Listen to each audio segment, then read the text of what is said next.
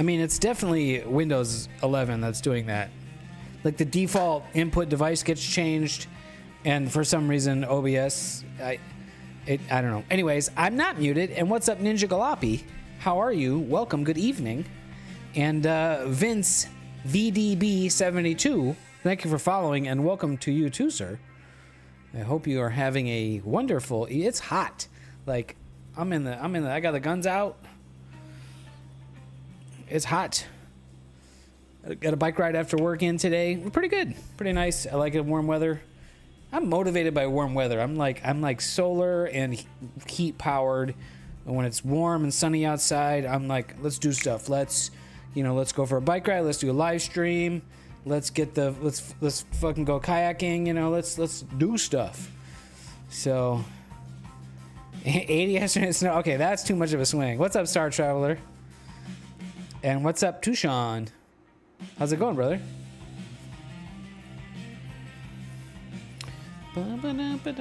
Okay, so I've got some high clouds tonight, which is bullshit because the forecast shows it being like perfect. Last night was like a perfect night. It was like there's like a there's I don't know, maybe a half dozen to a dozen nights a year where the conditions are as good, are that level of good, and that was last night was one of those. My guiding was excellent on my subs that I was getting were as low a value as I think I've ever seen on this telescope.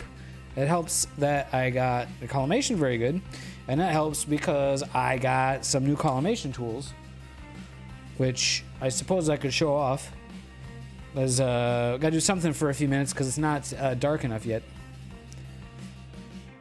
Look, like you can see the camera there. There, see how the sky is white? That means it's not dark yet. I know from the security camera here, when there's white to the right of the telescope there, I realize you can't see my cursor on there. I'm like pointing with the cursor. But to the right of the telescope there, that's the that's the western part of the sky. So when that starts to look just a little bit light down there, then it's time to head outside and start getting things set up. So we got a little while, daylight savings time, so got a little while for that. But I have some data to play with, so we'll do that. Let me show off my new tools. Let me go grab those. One moment.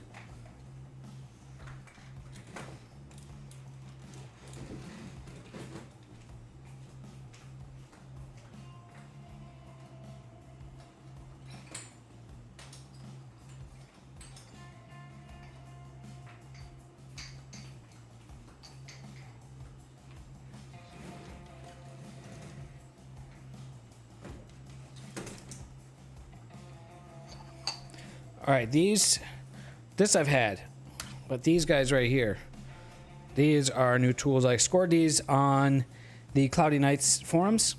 Farpoint ASSTRO laser collimator, and don't shine it in my eye. Actually, see as a laser, and a Cheshire eyepiece.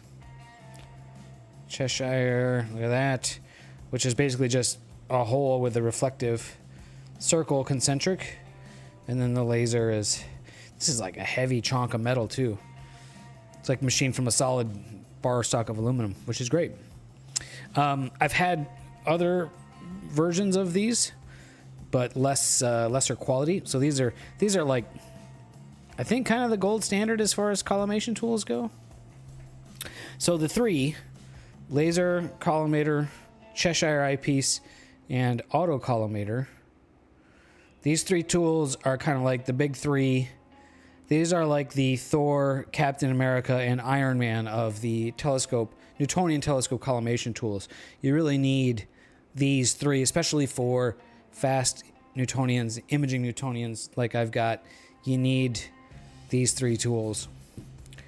But what I kind of learned, these are very expensive tools. I got them. I got a really good deal on them used. And they're basically just as good as new. And, should last forever, just batteries for the laser, right? But what I learned was with the cheap tools that I had, I was doing a good enough job. So, like, did I need to buy the expensive tools? I guess not. But now I have the good tools, and I can be confident that I have good tools.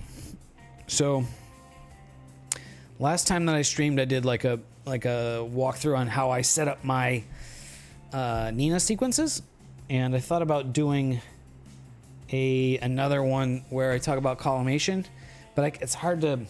I have to figure that out because I need like a scope. I mean, I can tell you, I can show you the tools, and tell you, but collimation is kind of this like it's kind of a rite of passage. It's like something you have to learn for yourself, and then everyone kind of has a bit of a different. It's like it's like if you talk to 10 different experts, you'll get 10 different opinions, right? There's not necessarily any one like way to do it. So yeah, work from a good known setup. Yeah. So yeah. I'm kind of stoked to get this laser. Is like this thing's like $600 or something like that. I got the two of these, the set, for 175. You know, I go on the Cloudy Nights classifieds most days, you know, and just kind of look at what's newly posted, and I saw that and I was like, yep. Oh, Chill Maze. Chill What's Maze up, dude? just raided with 16 views. Welcome, Raiders. Get up and stretch that back out. Get up and stretch that back out, Chill Maze. Guys, go follow Chill Maze. I don't care if you are into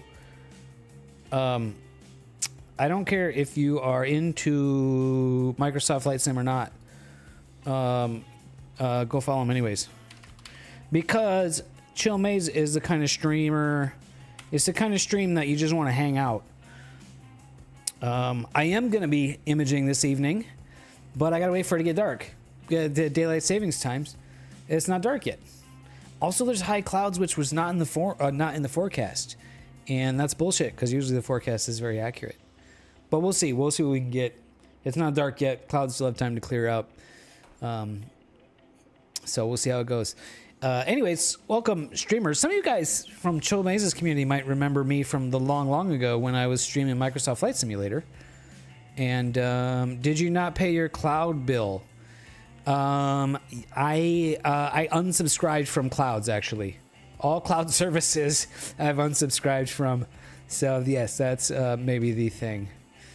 I love daylight savings times too because like I can go ride. There's plenty of time for me to go ride my bike after work, which I did today. It was a beautiful, warm evening, and that makes me feel great to get to do that. And it doesn't mean there's actually less dark hours, right? It just shifts our human clocks. So it doesn't really affect the imaging. It's just I can't get the telescope set up till later, which is fine, I guess, right? So, yeah. But, anyways, I was reintroducing myself to Chill Maze's community. Thanks for coming over, guys. Yeah, like I said, you might remember me. I used to stream Microsoft Flight Simulator. I was the guy doing gliders. I was, what's up, Nijby? I was flying gliders. I did a lot of glider flying. That was a lot of fun. Glider flying in Microsoft Flight Simulator is pretty awesome. I haven't tried it in 2024. I know they made a bunch of updates. And, oh, cool. Yeah, right on. Yeah. Yeah, glider flying was pretty fun. And I know they made some updates in 2024. And, Chill Maze says the game he thinks the sim's in a pretty good state right now. So, you know, I don't know, maybe we'll get back into that and we can do flight sim and while we wait for it to get dark. So, anyways.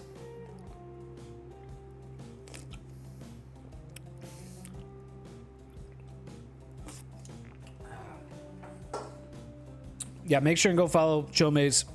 Chill, I hope that he's been on earlier. Usually he was kind of a later in the evening streamer, so he would be on when I'm going to bed. So I would kind of just say like hi, goodbye. But he's been streaming earlier lately, so I hope that's your regular schedule for now on. If you have a schedule, I don't have a schedule myself. I've been trying to do like Tuesdays, evenings, but like I'm not. Yeah, it's been hard for me to keep to a schedule, so I'll try that. I keep saying I'm gonna try, but a Four Loko no. I'm way too old for a Four Loko. This is sparkling ice Starburst Zero Sugar, kind of like Four Loko without the alcohol.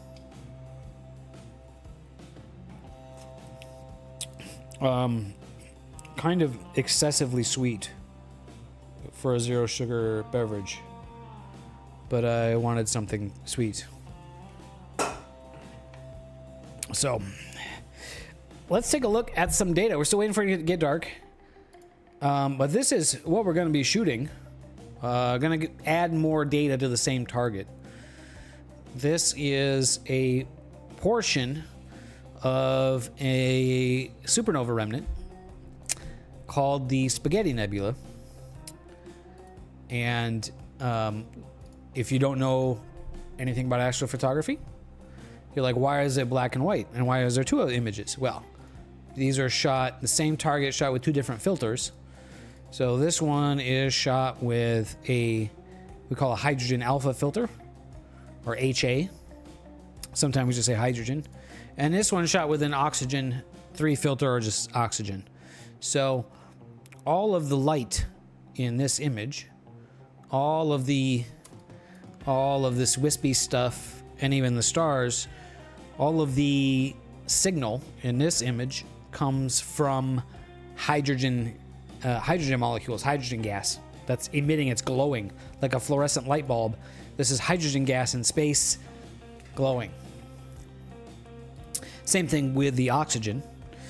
And you can see the oxygen is a much fainter signal because there's less of it. So I'm going to take these two and I'm going to combine them together and make a color image out of these two color channels. And total right now, how much data do I have right now? Weighted batch. I gotta look.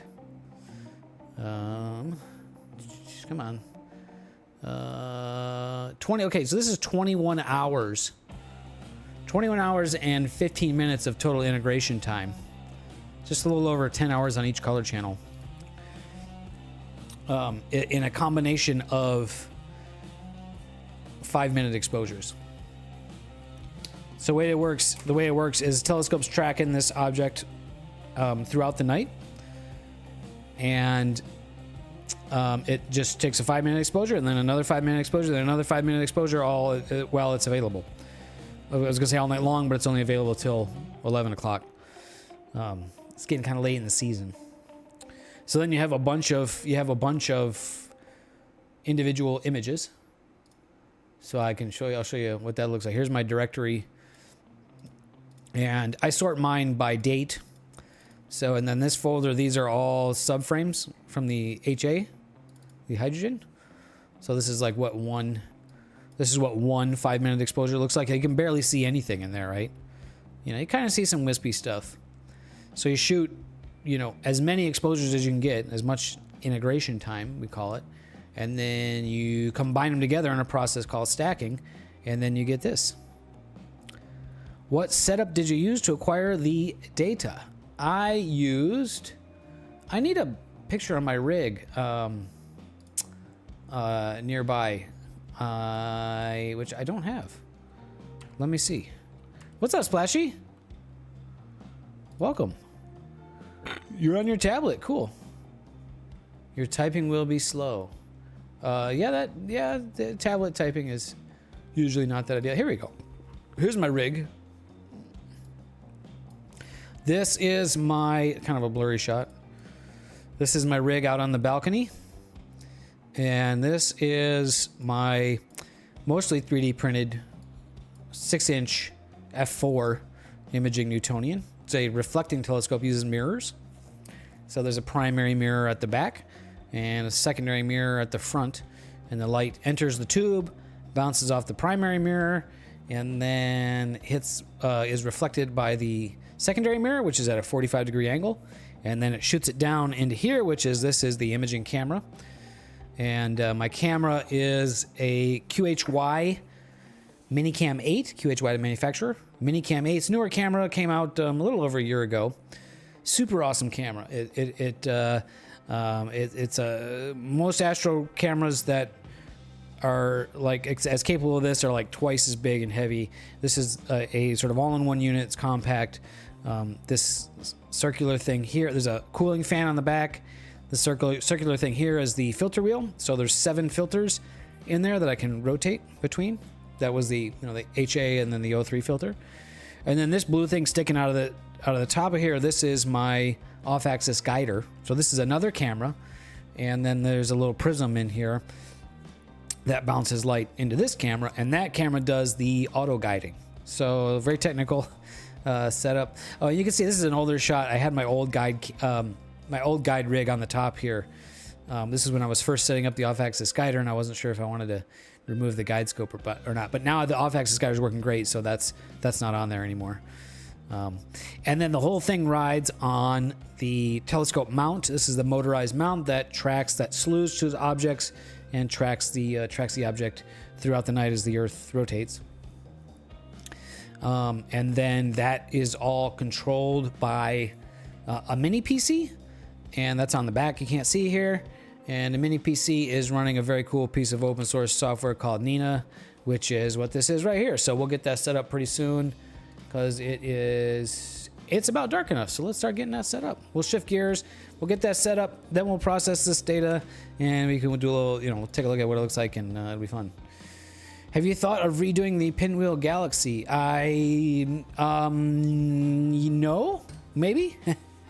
Depends on if I can get out to a dark sky splashy. It's kind of not worthwhile to do it from the light pollution because it's a broadband target and I have terrible light pollution. But if I can get to some dark skies, maybe.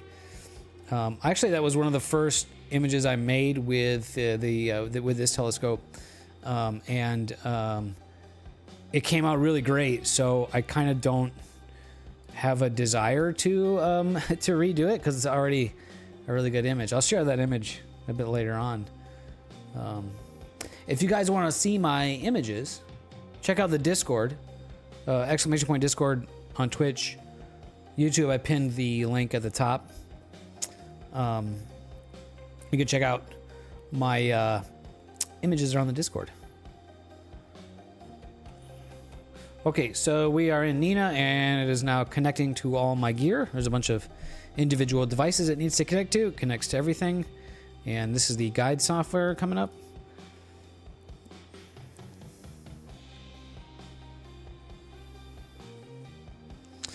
Yeah, it's just like once you get a broadband target from, not light pollution, and then you try to do it from light pollution, it's like, what is even the point? Especially galaxies. So, I mean, unless they're like really bright ones like Andromeda.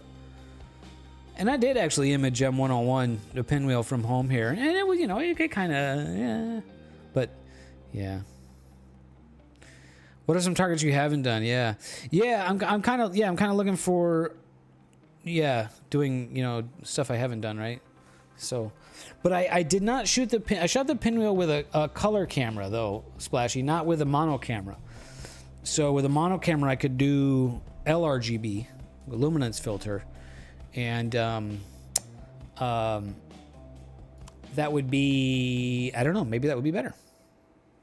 So that would be neat to compare. Okay, gotta unpark the mount. And then I look at my security camera, which I thought I had. Oh, there it is. Yeah, okay. Now I have to do polar alignment. So to do that, I like to manually slew the scope to an approximate starting position.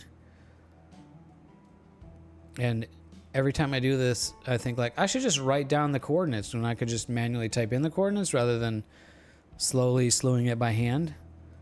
But I never do that.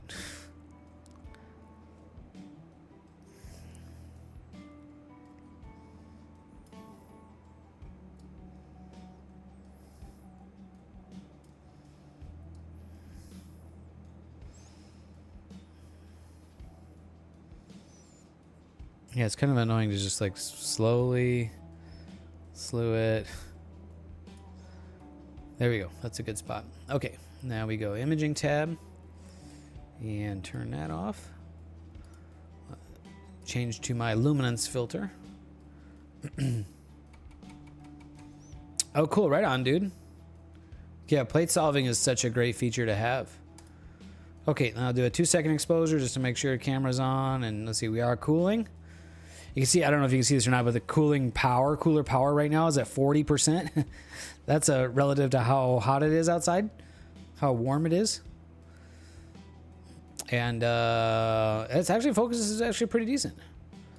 So there's stars, so I can see stars, and focus is good enough to get the polar alignment. So I'll just run the polar alignment routine, 3-point polar alignment.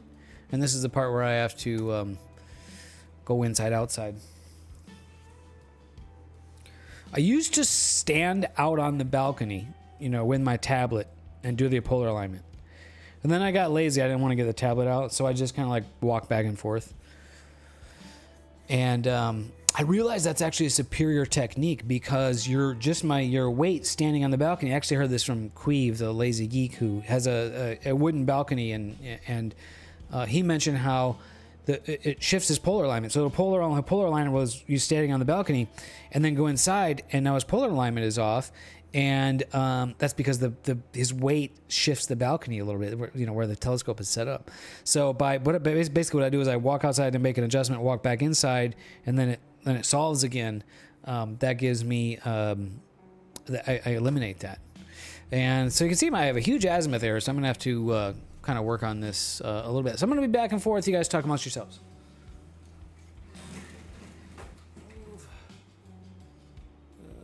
East 1 degree.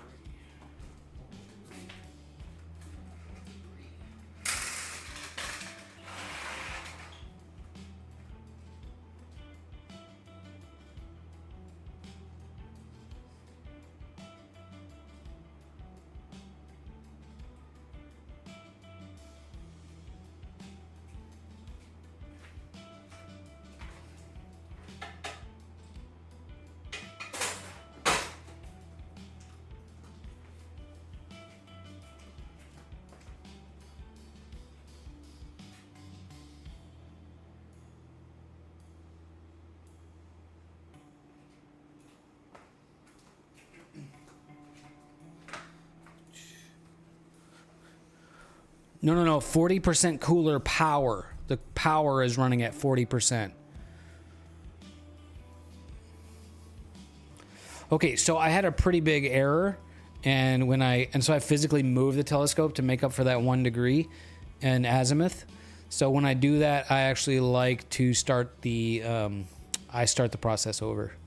So I'm gonna slew manually back to my starting position. And almost there. Good enough. And then I start over.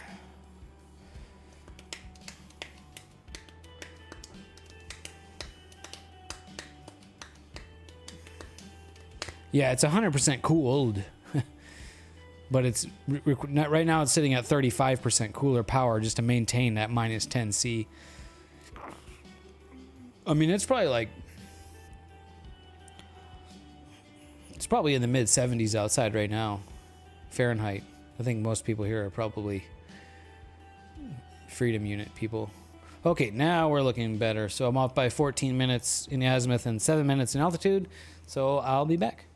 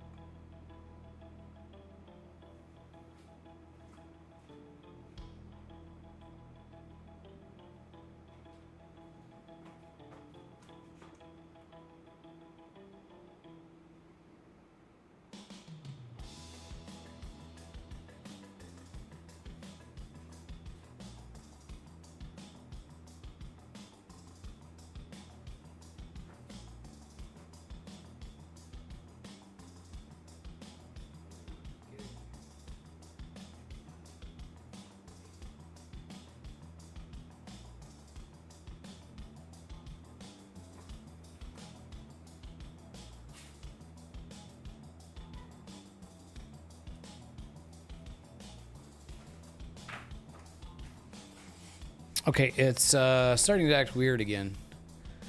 Or now. Making adjustments and doesn't seem to be doing anything. So I'm going to just start over.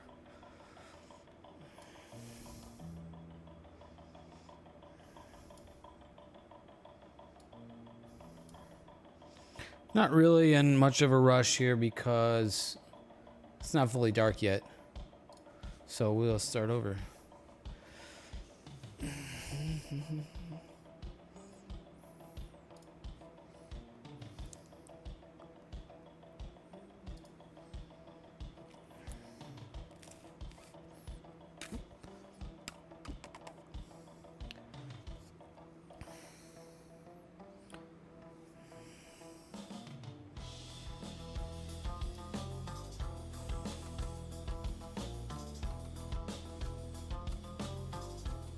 Yeah, and then I get very different numbers.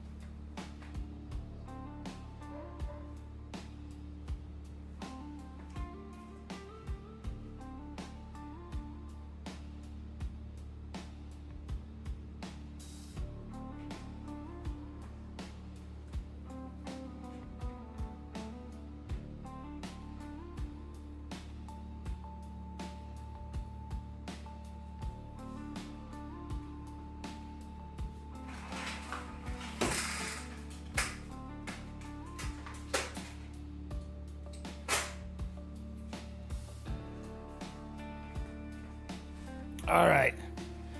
That is polar line. 5 arc seconds error. What's up, NMHC 1978? Why don't you build yourself an automatic polar aligner? Yeah, that would be awesome.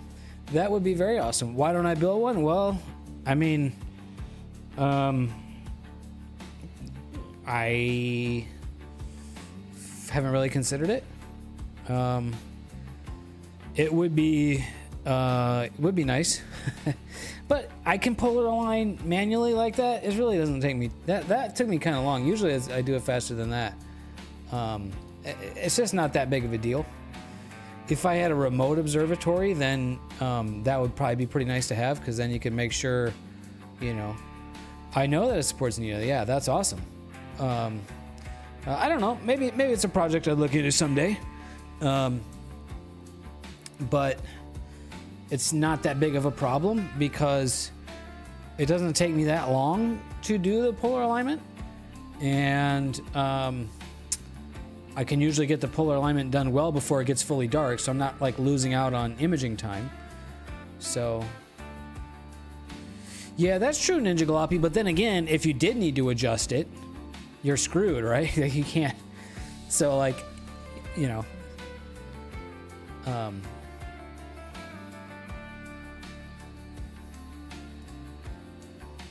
right, here's my sequence. I set this up a couple weeks ago. And I just want to set this to 03. I'm going to just shoot 03 tonight again. And then we hit start. So we're ready. We're good. Yeah, being able to like have a remote observatory and you know, set it up once and then never again,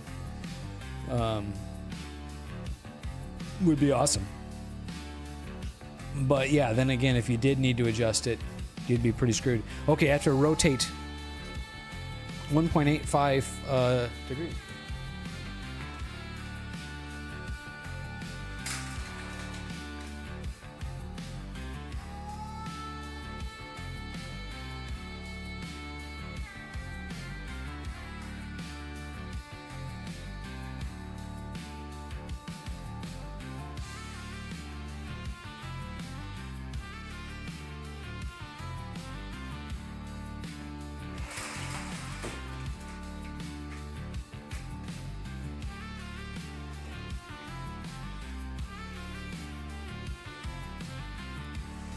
Oh, that's cool. Yeah, 3D printed would be perfect for, that would work probably great for a sea star.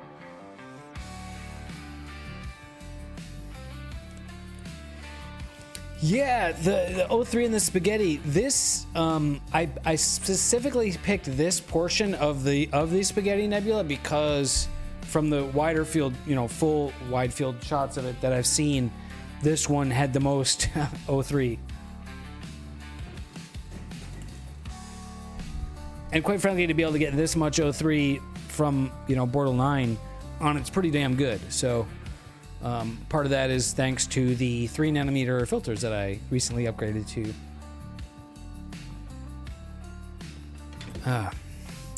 Okie dokie, this is polar aligned, and we're slewed, we're rotated, and we're autofocusing, and we will be imaging shortly.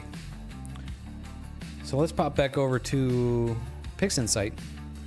So this is how many nights of data? Let's see. Where is Spaghetti Nebula? 1, 2, 3, 4, 5, 6 nights of data. Pretty much even, very even, a little over 10 hours on each of the color channels here, the HA and the O3. You can see a lot of gradient, and I believe most of that, at least from the O3, is just sky glow, and the HA is probably some of the moon. Some of this data was shot on like a full moon, and the moon was really close by, so I might get better results if I actually exclude some of that data and or go back and shoot some more. But we're getting late in the season. I can really only get like 3.5 hours of data a night. How much did I get last night? 35. It was 35 times 5 divided by 60. 5 divided by 60. Under 2 hours. Wow, 2.9 hours. Wow, I'm losing a lot of time. Why only 2.9 hours? Oops, don't do that. Don't do that. That. It's like like there's a maximum of... Oh, okay. That's actually pretty good. Okay, there's a maximum of 3 hours. I can only shoot it for 3 hours. Didn't realize that. Yeah, 23... Yeah, so 8, 9, 10, 11. Yeah, so yeah, I can only shoot it for 3 hours. That's kind of depressing. Guiding looks great right off the bat, 0.64. And that's good. Tonight's supposed to be... Those high clouds did fuck right off, by the way. There's like no more high clouds. It's very nice right now. And we are exposing. All right, cool. And now we don't have to think about that until the morning. Okay, let's play with this data. And so the first thing is to subtract those gradients. I think Graxbird is probably it's definitely the easiest. Not sure if it's the best, but I think it works pretty well. Especially these gradients are pretty simple. You know, it's obviously bright here and dark down here, so you know, the gradient that I pulled out is what you could see in there. So that's good. And this looks like maybe that overcorrected. Because now it looks... Is that just me? Look darker up here than 0.8, 0.18. but yeah, maybe not. All right, well, we'll go with it. So that's the 03, and there's a lot of pretty good data in there. And let's go ahead and do the same on the HA.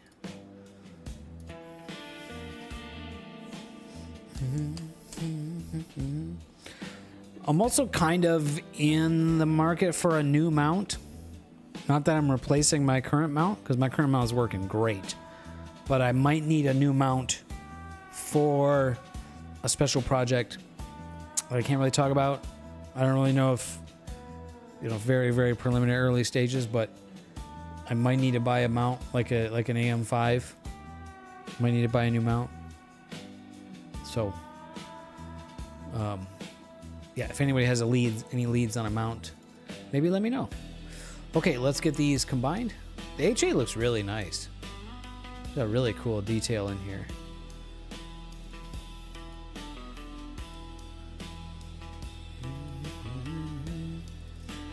So we do channel combo, and we're gonna do H, O, and O. You did forget to do a lurk, Misadventures in Astro. What's up, brother? Welcome. All right, look at that. Yeah, there's some very cool 03 detail in here. It's just, like, man, how much better would it be from a dark sky, right? And it's pretty, I think it's pretty sharp. Stars look really good. And yeah, this is without any blur extermination, just background subtraction. So that's pretty cool. Yeah, we'll call this I. Now this is a point where usually I would do background neutralization, and I may not do this. Let's see. See what this gives me.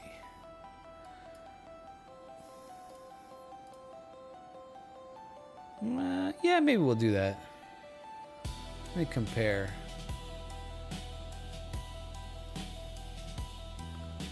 So I'll kill the preview, and I'll make a clone and then undo it. So my normal workflow was always to use background neutralization on these HOO images to balance the color channels. And I realized it was kind of murdering my 03 signal. But here, it looks like it's not too bad. Like maybe it did bring some of it down, but yeah, I can still see a bit of it through here. So we'll go with that. And instead of doing background neutralization, I was just doing an unlinked auto stretch, which is kind of a new technique that I recently discovered, realized that I could do. An unlinked auto, unlinked histogram stretch. So, yeah. Oh, Star Traveler, you were gonna shoot this target also because we had similar field of views, but I'm guessing clouds have prevented such an endeavor. Is that the case?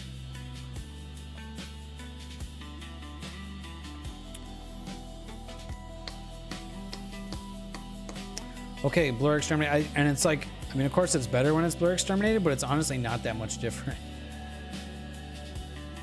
The stars all, because it was pretty sharp. Like, I'm getting really good data on this.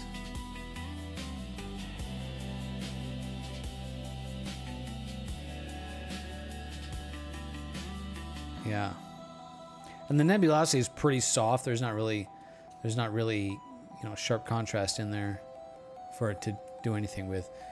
Okay, subtract the stars. Bad weather for weeks and weeks. Oh man, that sucks, dude.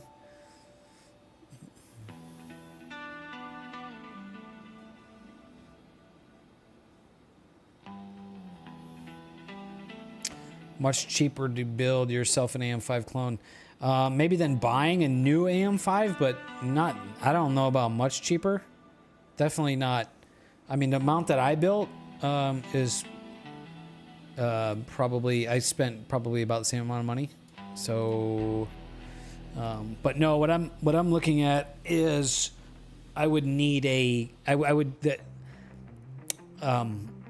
kind of need a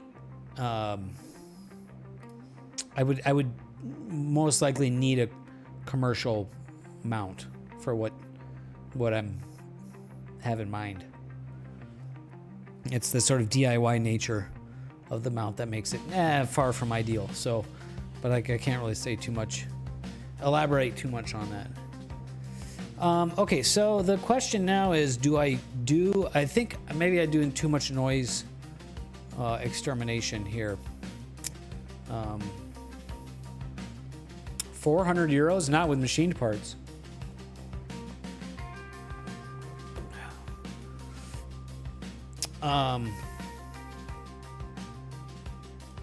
Yeah, the O3 signal is looking pretty good in here. So I think I'm gonna do less noise reduction, because I think that my normal amount of noise reduction kind of muddies the detail on here. AM7? No, I don't need that capacity.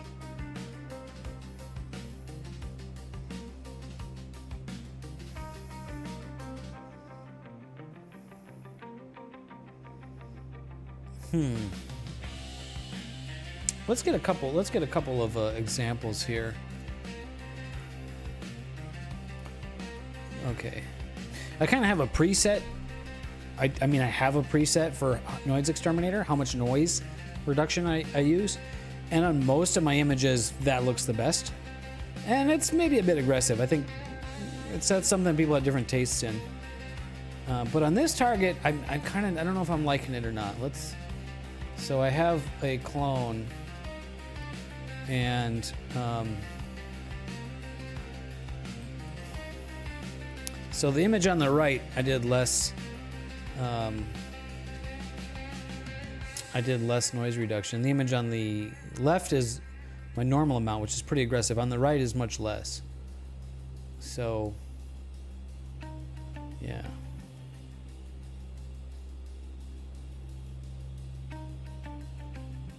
Wow, that's a cool, that sounds like a good deal.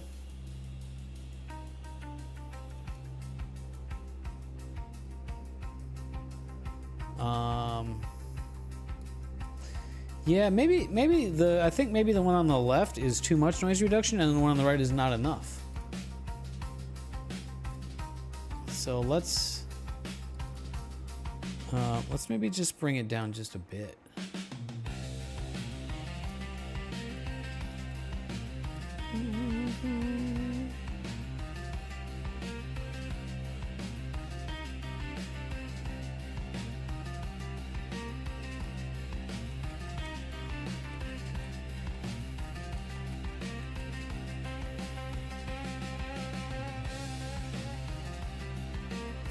No, I don't do any unsharp mask.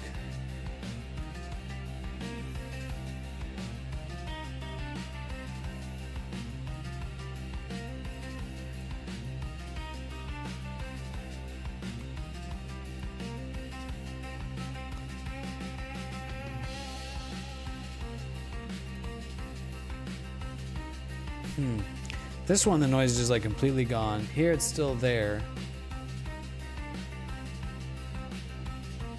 Maybe I'll keep them a bit. Yeah, maybe I'll do this one. Let's do this one. Let's just change it up a little bit. Yeah, this is normally I do more noise reduction, but because it's such a faint object and it's wispy, then maybe the noise is kind of okay. By the way, let's check on our imaging. Oh, look at that. Oh, wow, great data already. Let me full screen that. HFR on the first image of the night, 1.76. That's crazy. Usually it takes, an hour or so before it, before things kind of calm down. Guiding at 0.56 right now. That's fantastic. Both images, let's see, very round looking stars. Look at that. That is fantastic. Man, okay. Let's get a live stack going. Live stacks are fun. I think tomorrow night looks pretty good too. You should try it. You might like it. Maybe.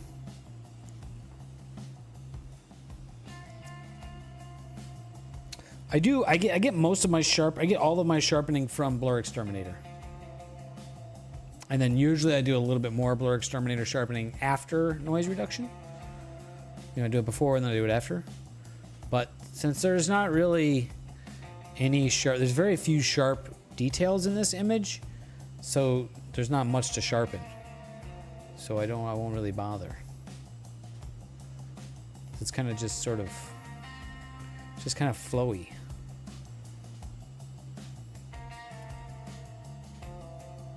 My PixInsight takes a long time to load on the mini PC. I'm used to it on the fast PC. Spoiled.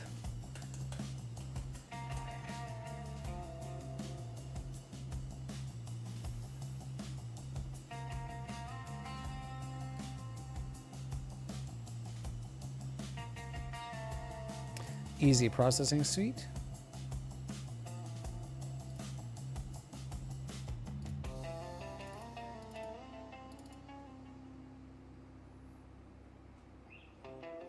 And start watching folder.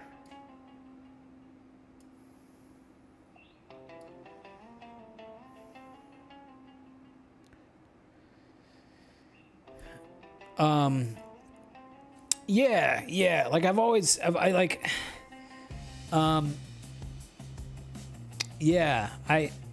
I don't know, I kind of just, this is kind of the workflow that I've, you know, come up with based on my own experience and, you know, watching others. So, but yeah, okay, noise reduction, and now we do, now we'll do our nonlinear stretch.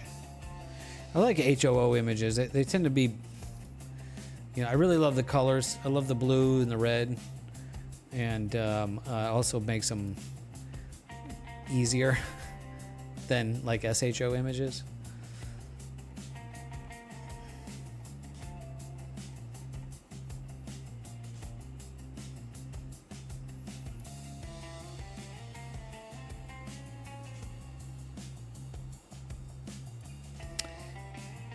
Yeah, I think it is. You know, my workflow is sort of centered around ease of use,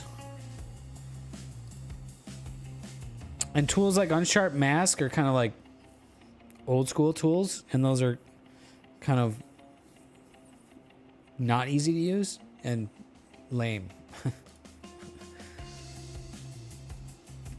This is looking pretty good. I'm really pleased with the amount of O3 that's starting to show up in here. So that is, yeah, there's a lot of it. It's just pretty faint, right? It's like really hard to bring out. Let me get my stars going. Once I nonlinear stretch it, I like to start playing with the stars. So I'm gonna bring Steady Astro's narrowband to RGB star combination tool, and I'm gonna bring the stretch factor down and the color boost up.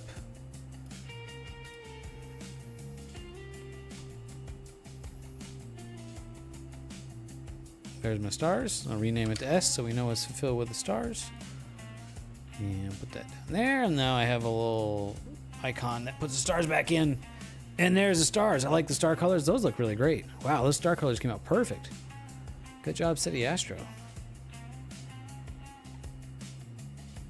This is starting to look pretty good, man. Jeez, gosh, I wish I could get more than frickin' than only, you know, 3 hours a night on this thing. I wish I'd have started shooting it, you know, 2 months ago, right?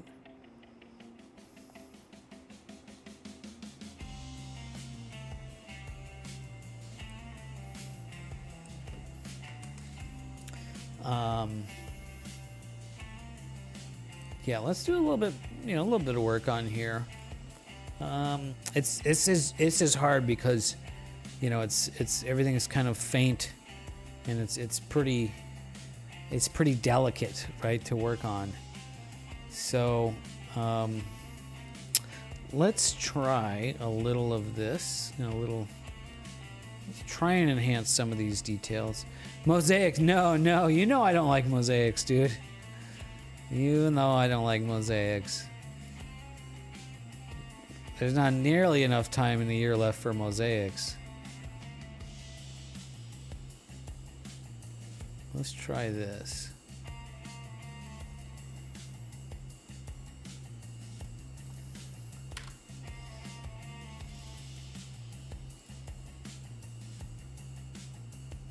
Local histogram equalization to try and enhance the details, and that actually makes it kind of all these details a little bit brighter.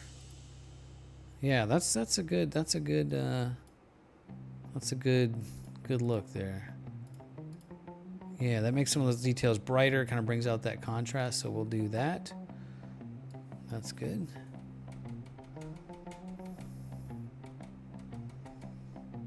Okay, don't need that mask. Don't need that, don't need that, don't need that, don't need that. Okay, curves now, and we'll just start using curves to add more contrast.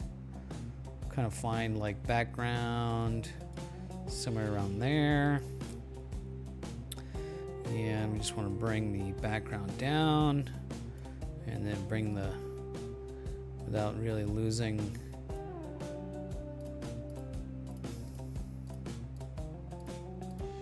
That's pretty good. I usually will do, using curves for a contrast like this, I usually do a couple, especially on something like this that's kind of so delicate. You know, I'll do like a in iterations, right?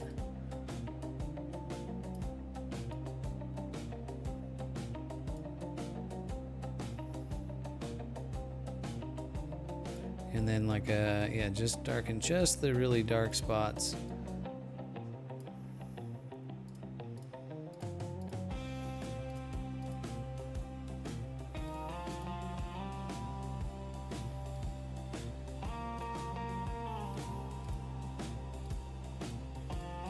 It's not making much difference.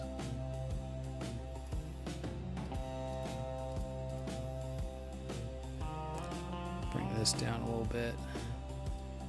Not there.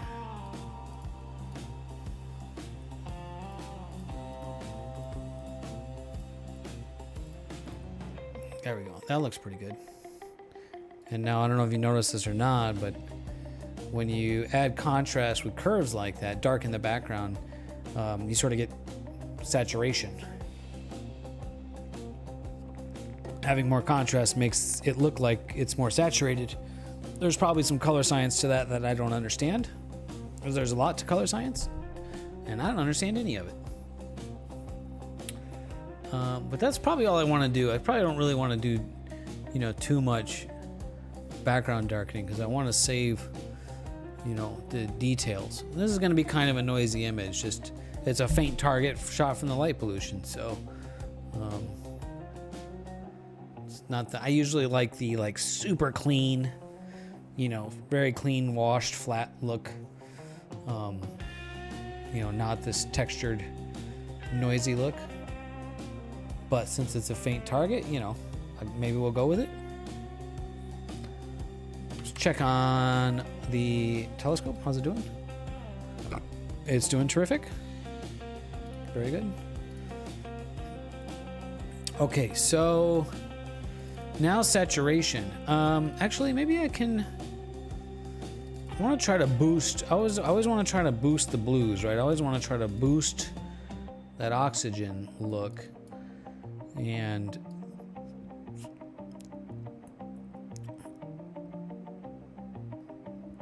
so if I push the blue channel up, I get blue in the background, so I don't want that.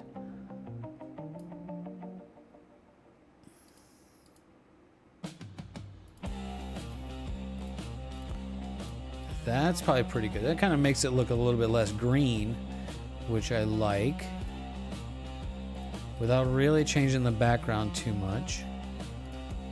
Okay, we'll go with that, while making the blue a little bit brighter.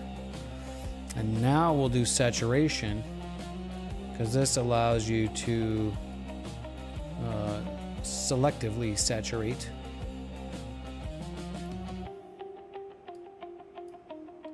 Oops. And we want to saturate just the blue. And this is another thing where I will usually, I do this because I want to saturate the blue more than the red, because I want the blue to pop. The red's already pretty well saturated. And that's subtle, so that's fine. That's what we're good with that. And then I'll go and I'll use curves to add global saturation. Maybe a little bit more contrast.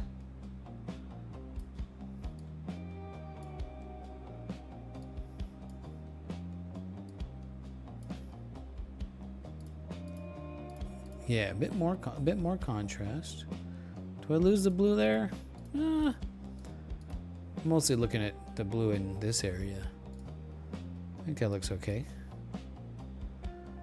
And then we'll add, now we'll just push that global saturation up a bit. Obviously we don't want to do too much. That looks horrible.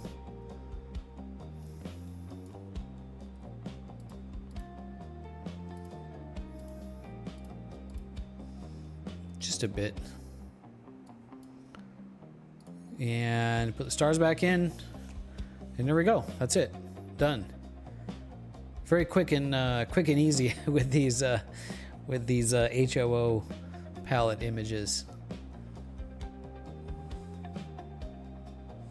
It's pretty good. Yeah, I mean, this is another one that, like, I would love to shoot this one from a dark sky, you know, see, because it's a very faint target.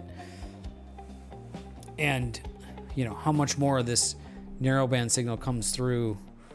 You know, the broadband stuff is pretty obvious, and we know how much difference the dark skies make for that. But the narrowband signals,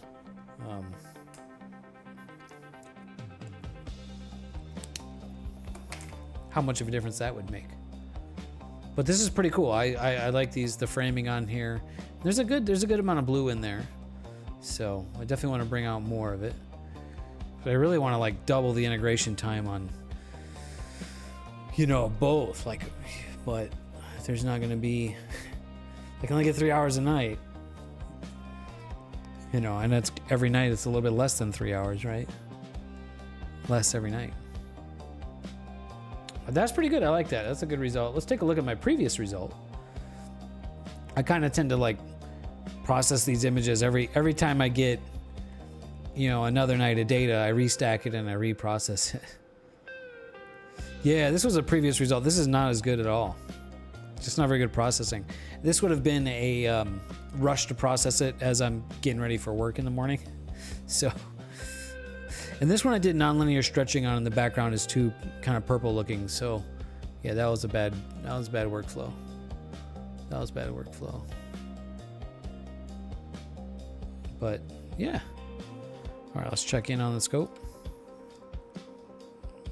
1.79 HFR on the most recent shot. Perfect.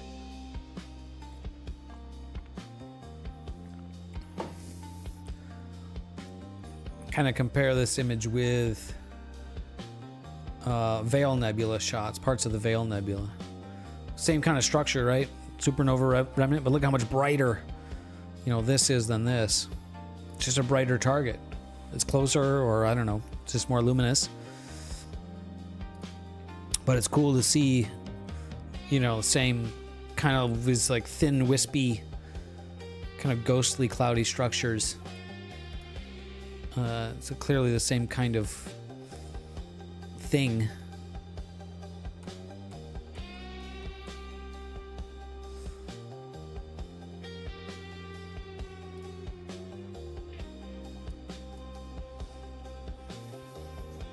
More from the Veil Nebula.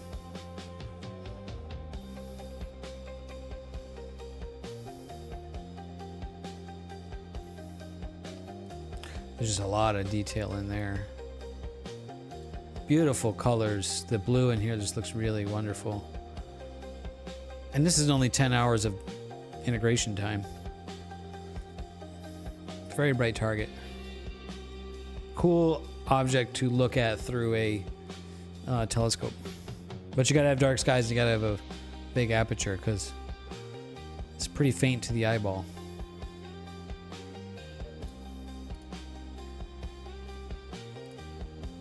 Let's save this.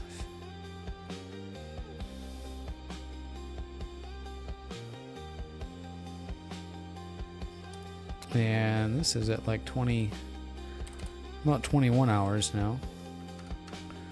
And the date is the 12th. And tomorrow night, I'll process it again. And Saturday, because hopefully Friday, I'll get more data on it. So, pretty cool stuff. 20-inch Dob. Yeah. Yeah, my friend Dan has a 20-inch. Not with Go 2, but you know. But yeah, 20-inch with the on the veil is pretty great. My 12-inch, 12.5 inch is great on the veil with an O3 filter. Is great on the veil. You know, obviously bigger is better, but it's a very non-linear relationship, right? So, speaking of which, the new moon is like in the middle of next week, and this weekend, you know, there's there's little enough moon that it would be worthwhile to go out. I'm not going to go out. Next weekend, maybe? I don't know. I got some stuff going on. So I hope I can get out. We'll see. I know some of our friends in our astronomy group are headed out. So they'll be friends to hang out with. But yeah, I don't know. I don't know if I'll be able to get out or not. If not, I'll be here, and if it's clear, I'll have to get the telescope out and image what I can image. This is kind of the last target of the season, really,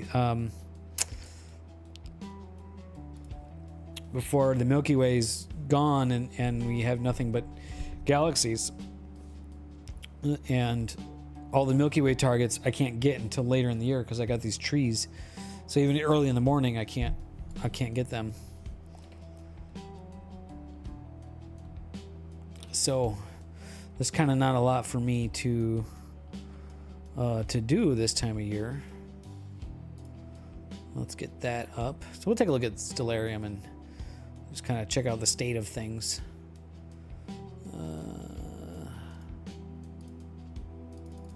See my horizon here.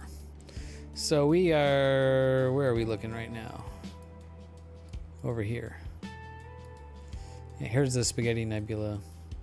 And so I'm in this region.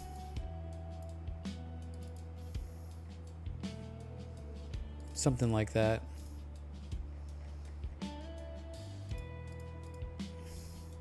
And so here at 23.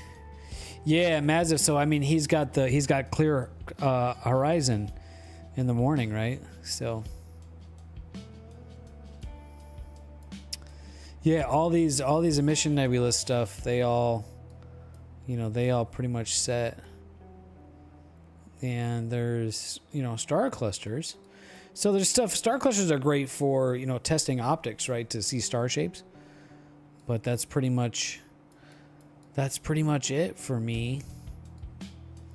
I can shoot galaxies, shoot HA on galaxies. And I'm doing that again tonight. I have actually an absolute shit ton. I have at least 6 nights of HA on the Leo triplet. So if I do get out to the dark skies, if I can shoot broadband on the Leo triplet, then I can do an HA RGB image, which would be cool. There's some nice HA in there, right? So yeah. I can do star clusters. But look at all these galaxies here, I mean, these would be cool.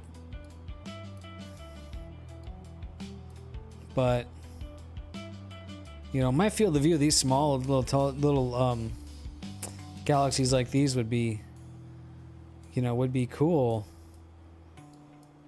Like here, there's like 3 galaxies there. Maybe getting in here. Oh, look at these details, right? Like, that'd be like a Hubble deep field kind of shot. But from the light pollution, you're not going to see any of that. And maybe a little bit.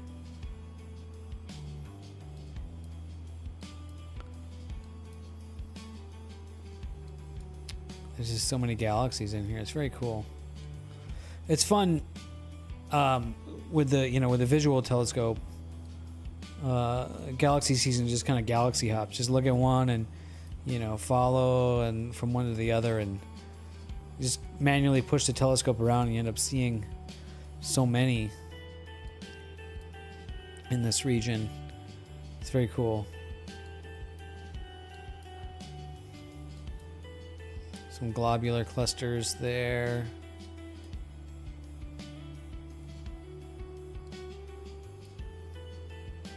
So yeah. Can you get sombrero? What is the number on sombrero?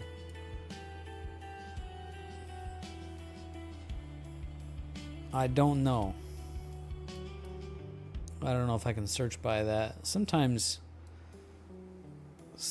these catalogs have these targets by names like that. Planet Neutral. What's up, brother? Welcome. How's things in Neutralville? Neutralville? Sombrero. Yeah, not till later. We can do sombrero. Probably starting about 1 a.m. here. Oh, it doesn't get very high in the sky. It kind of just goes to this little window. Planet Neutral, here's our most recent image. This is 20 hours of data I've been capturing over the last couple of weeks. This is a target called the Spaghetti Nebula. It's actually just a small region. I would need a much wider field of view to get the whole thing.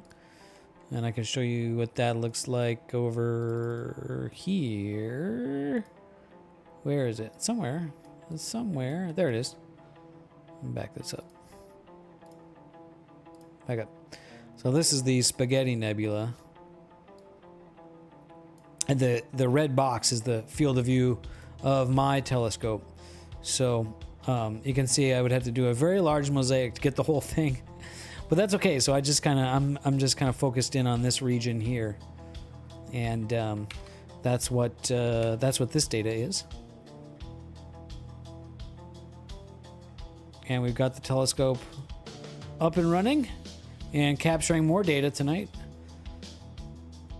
This is shooting just oxygen filter tonight. There's a live stack. You can see just a little bit of detail coming in there. It's a really nice night again too, so guiding is working great. Star shapes are great, nice and round, and it's at that stage where when astrophotography is working good, it's boring, which is like you get it set up and you just watch this graph go, and that's when it's working good, is when you don't have to do anything and it just works really good.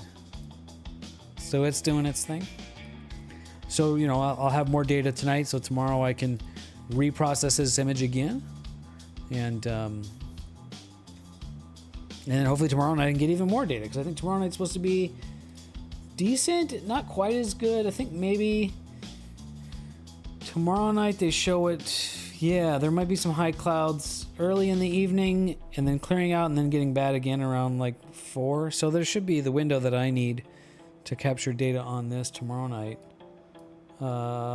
Then Saturday might be kind of crappy until later, but actually it might be getting better right as it gets dark. So that might work Saturday. And Sunday I think looks good. And maybe all next week. So yeah, 3 hours a night. 3 hours a night times 7 days, and maybe I can get another 20 hours of data on this target. That'd be pretty great. That'd bring it up to 40 hours total.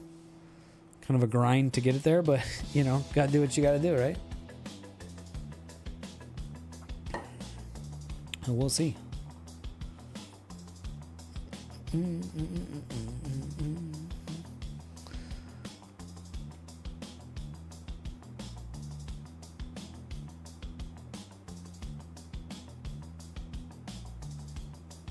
Yeah.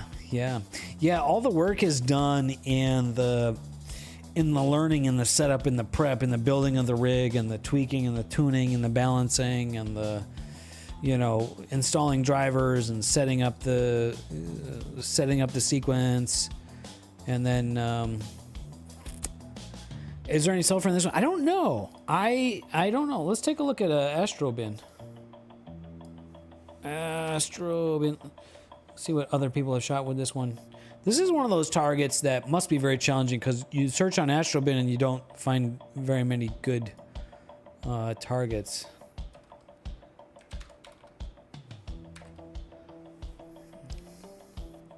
Very many good examples, right? There must be sulfur because of these are SHO. So here's an SHO image. This is okay, and this looks like this is a good example of good data with bad processing. He's got gradients in the background that are not subtracted out, and then it looks like he manually drew a mask around it because I can see like a ring. This looks like a hand-drawn mask, which is pretty unnatural.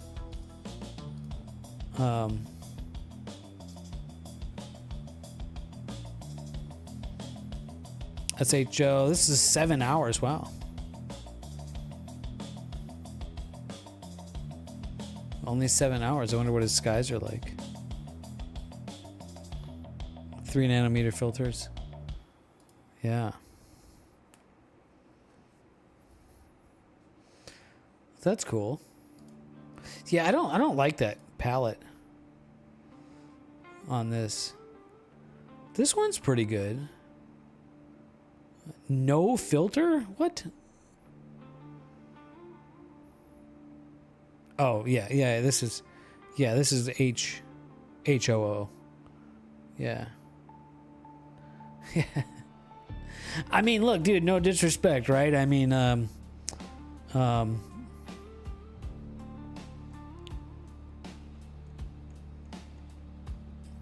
this one, okay, this one's got bad processing.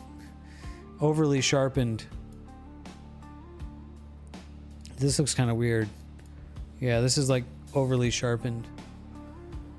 And the colors are kind of too aggressively blue. It doesn't really transition neatly. I'm just critiquing random people's processing. But I you know, when you zoom out, I do like this one. This gives you a good view of the whole thing.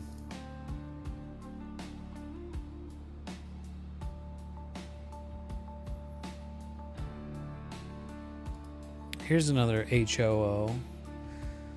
This is interesting. So, yeah, this has got a lot of background. Interesting stuff going on over here. I haven't seen that before. It doesn't look very sharp. It looks kind of soft. Interesting.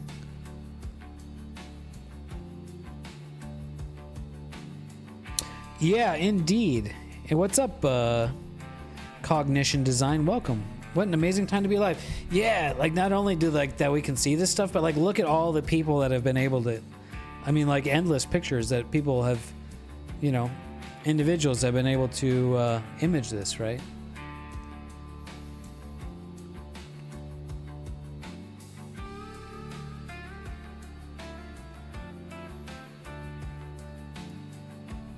Take a look at this one. Okay, here's this. I think this is a good image. Yeah, I think I give this one. I give this one 5 stars. Yeah, look, this one is beautiful. Look at how much beautiful oxygen there is in here. Very smooth, very low noise, very natural looking processing. No weird artifacts. All right, this guy gets Jordan Martin. This guy gets the gold star. Looks like he did RGB stars and HAO3. 61 hours total. Okay, yeah. 3 nanometer filters.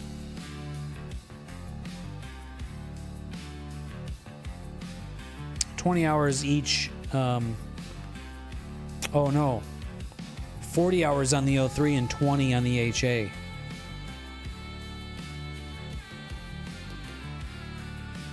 Oh, and interesting, 20 hours on the blue. Wait, that's a typo.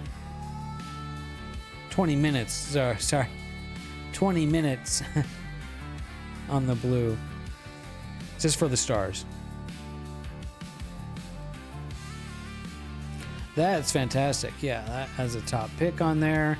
That's your like benchmark to go for, right? So, oh man, that kind of makes me sad. Look at this, then you look at mine. Wow. Okay, this has got to be from a dark sky site. Yeah, remote observatory. Yeah, from Starfront. Yeah, so there you go. That's the difference. I mean, so he's also got 3 times the integration time. But yeah, that's fantastic.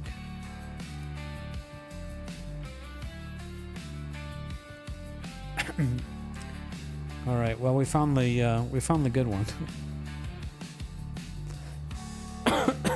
Somebody had a bit too much fun with the diffraction spikes on this one.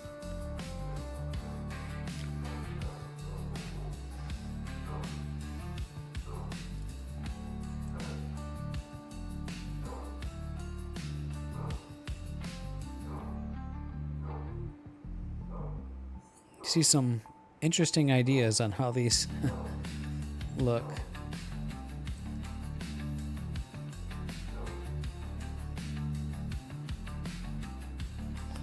But this is a cool target, for sure.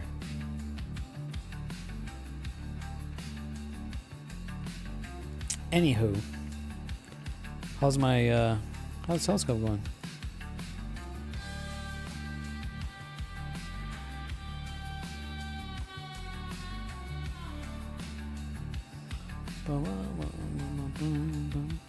Uh, 1.8 HFR. Very good. Very good. Oh yeah, look at that. Guiding at 0.44. That is fantastic guiding.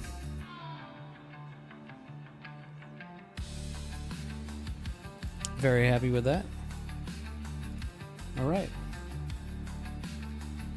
Very good. Okay, boys. I think I need to start getting ready for bed. Got to work tomorrow. That working life. You guys know how it is.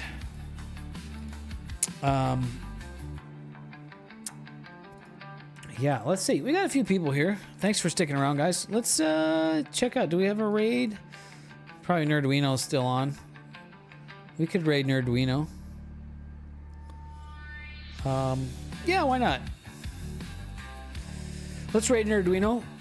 Kind of a short stream tonight. Sorry for that. Good. Thanks for being here, Misadventures in Astro. I know you're probably already on there in Nerduino stream. But it looks like he's imaging the Orion Nebula, which is very cool. So let's go hang out with Nerduino. He's got Nina running. Yeah, thanks for being here, Tushan. Maybe next Tuesday we'll be on again. Hopefully we'll just be able to get more data on this, get this to like 60 hours, and then compare it to that other guy's from the dark sky, 60 hours.